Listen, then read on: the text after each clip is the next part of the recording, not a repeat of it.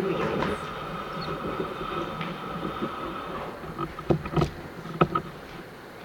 My best friend Snaps, who I met in college, loves McDonald's sweet tea. And I think part of the reason that she chose to be friends with me was because I had a car. And when we were up late studying, a car makes it a lot easier to go on a McDonald's run. And I truly envied her look of pure satisfaction and joy as she took those first few sips and let the flavor roll over her tongue. Me? I hate McDonald's. I mean, I love McDonald's, but I've found that when I get older and I eat it, it leaves me feeling kind of sick and gross and a little bit of a rumbly tummy. So I simply had to sit and watch her as she looked so happy drinking this tea.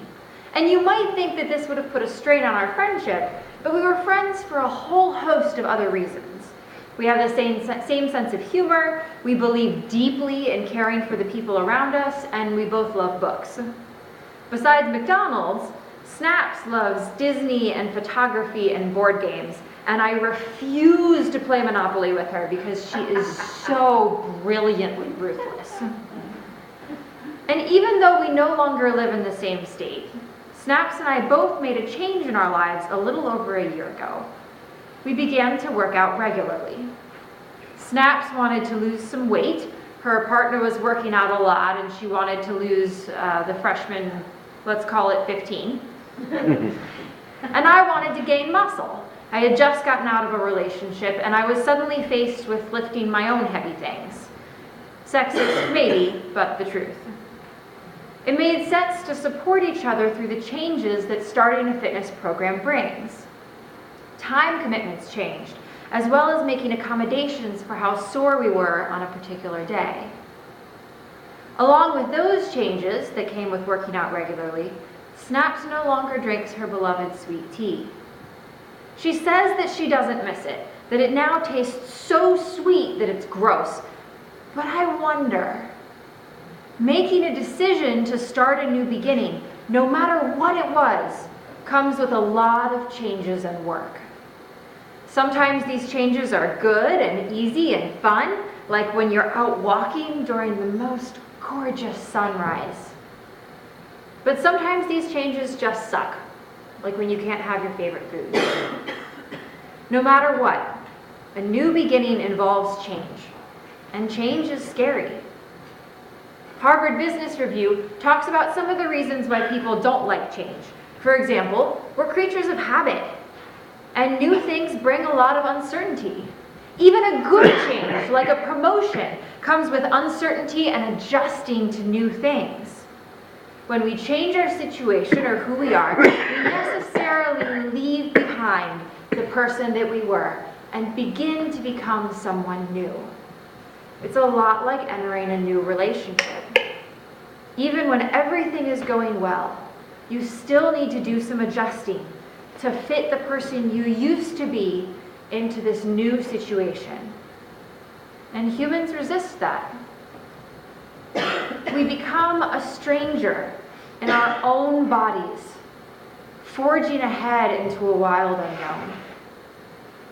And added to this, we usually change as a result of the realization that something isn't working for us.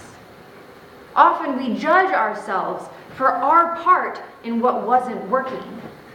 We necessarily look at who we were and see that we want to be something or someone different.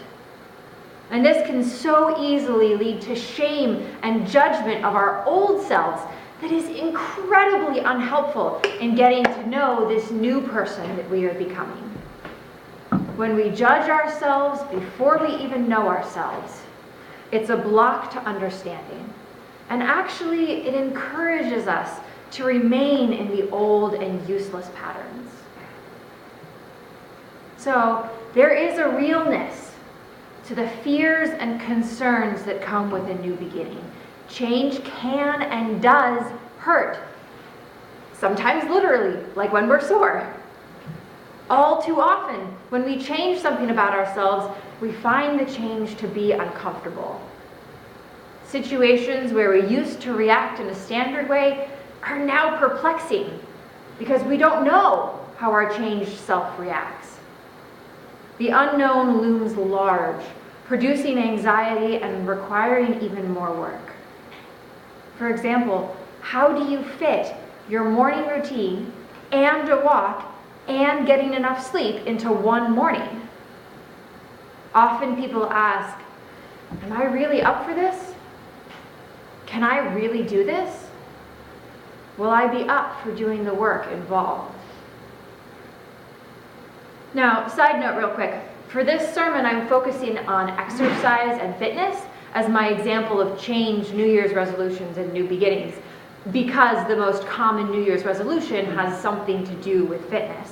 However, the basic ideas are applicable to any change that you're undertaking. Whether you're changing a job, changing a relationship, or changing how clean your house is, the change is scary.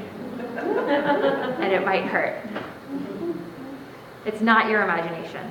It is normal for change to be anxiety-producing. You will be a stranger in your own body when you change something, whether or not what you are changing is your body.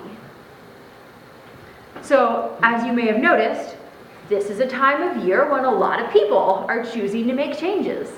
About 41% of Americans make a New Year's resolution, but most New Year's resolutions don't ever make it to fruition. Only 9% of the people who make a resolution end up following through on it. I personally have never been very big on New Year's resolutions. The problem I see is exactly what was mentioned before. Changing who we are leaves us faced with this person we don't know. And that change is usually only worth it when we're doing it out of love. And New Year's resolutions are almost always based on shame. People want to lose weight. It's the most common one. We want to lose those 5, 10, 20 pounds. Our society says some things about weight and losing it, and the things that society says are completely and utterly rooted in shame. There is so much stigma about body size. Society's ideal body image is almost always based on a young, thin, white woman. It is both racist and fatphobic. So of course people can't keep resolutions. Shame keeps us from looking at who we are, which prevents us from moving forward honestly. And the shame about weight is everywhere. Most of the time, we are sent a mixed message that anyone who is fat needs to lose weight, but also shouldn't be inflicting the sight of their body on everybody else. Come on. Doctors tend to ignore pain and medical problems in people that they deem fat. They diagnose them as their body type. As Jessica Hinkle, the owner of Proud Mary, a plus-size fashion website, says, I've gotten a lot of messages where people tell me I'm disgusting and/or I should kill myself. People feel like you should hide when you're my size, that you should be ashamed for existing, and therefore you aren't allowed to be stylish and happy. End quote. Society tells people that they shouldn't exist and that they need to change who they are. Of course, that makes it really hard to set and maintain goals that feel good. Snaps and I were talking online about a month ago. She and I work out for different reasons, and so our workouts are different, but what we do is similar enough that we often commiserate. And one day, she sent me a picture with text on it, a meme, and it said, I want a treadmill-powered TV account. It only plays shows when you walk or run. You want to watch your show? Better get moving. Now, me, being the avid Black Mirror fan that I am, I read it. Yeah, I can see who watches Black Mirror. I read it and I almost typed back, yes, please, I would lose so much weight. I would lose so much weight? Losing weight and being healthy are so blended together in our society that they are seen as being one and the same.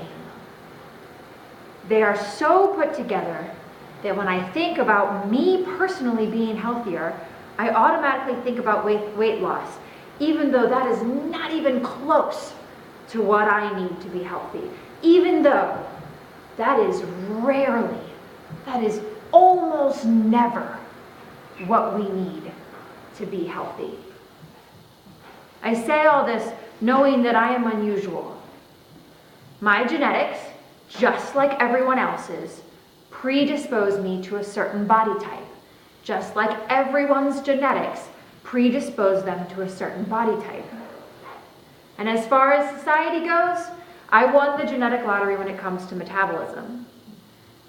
That being said, I also do not intend to diminish what is called the obesity epidemic, or make light of the amount of diet and exercise-related health problems we have as a country. But if there's one thing I know, it's that focusing on the number the scale gives you is utterly unhelpful. Change comes about in small, attainable steps, not through changing everything at once to get to a certain number as quickly as possible. So for example, I am a really messy person. I have never successfully kept my room clean longer than for a few days. But I did a funny random thing a few years back. I read somewhere that people who made their beds regularly were happier. So I started making my bed every morning. And it felt funny at first. I had to remind myself to do it. And there were some days that I forgot and had to remind myself again the next day. And I didn't make it the way that you're supposed to, where you tuck in the top sheet and make the pillows look all pretty. I'm not very good at that kind of stuff. Instead, I just made sure that the sheet and the blanket were somewhat flat across the top. And I didn't tuck anything in, because I knew I was just gonna untuck it again that night. And I didn't even touch my pillow. So it was a small thing. But there was something nicer about crawling into that bed at night. It felt like a gift that my morning self gave to my nighttime self. Working out is the same way. Eating healthily is the same way. When I demand that I constantly eat well, I fail every time. And then I feel ashamed and give up on all of it. A few years ago, I cut all sugar out of my diet, and that lasted for about a month. It just wasn't attainable for me because it was too much to do all at once, even though it seemed small in comparison to the overall diet that I wanted to have. Instead, I now just strive to eat 5 servings of fruits and vegetables each day, no matter what else I eat. I carry a piece of fruit in case I want a snack. It's a smaller and easier goal, and it's not really anything to brag about. But I can do it. Usually, anyway. And for me, working out is similar. My workout always starts with a run, and I've worked my way up from running less than a mile to running a mile to now running 2 miles. And some days, I can lace up and run singing. It's so easy. And other days, it's a struggle just to get dressed. And the idea of running is like physically painful. And I try not to beat myself up on the days that I struggle. On those days, I just ask myself to run a little bit. Usually, after I do a half mile, I want to do another half, and another. And then maybe I feel okay enough to do 1 set of calisthenics, which becomes 2. I tell myself that half a workout is better than no workout. A slow run is better than no run. A run where I jog and then walk and then jog and then walk is better than no run. Strive to be gentle with myself.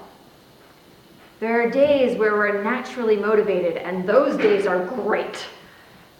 But we can still praise ourselves for doing something on the days that are tough.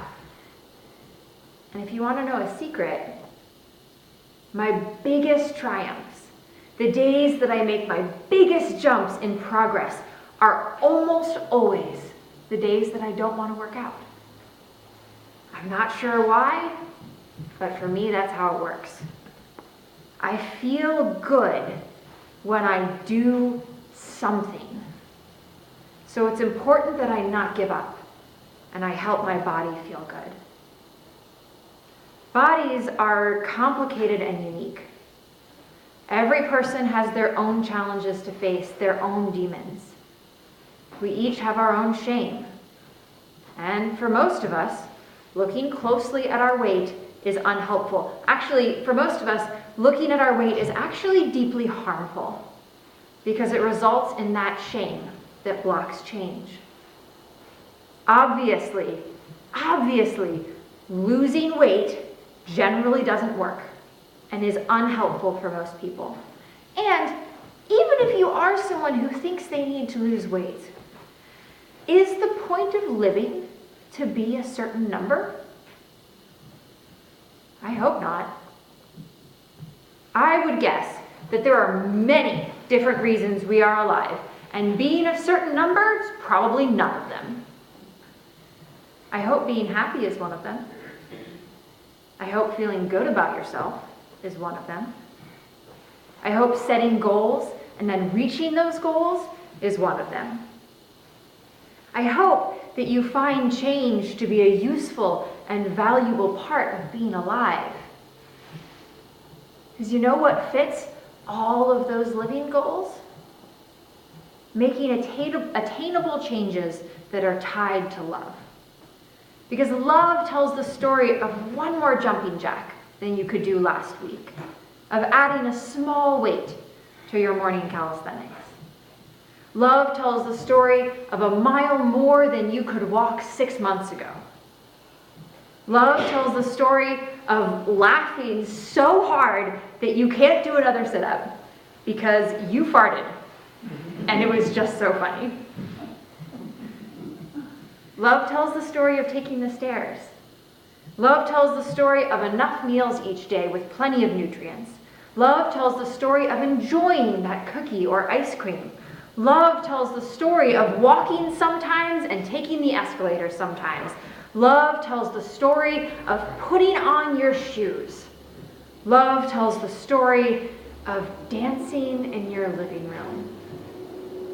Love is about getting fit no matter what getting fit means to you personally.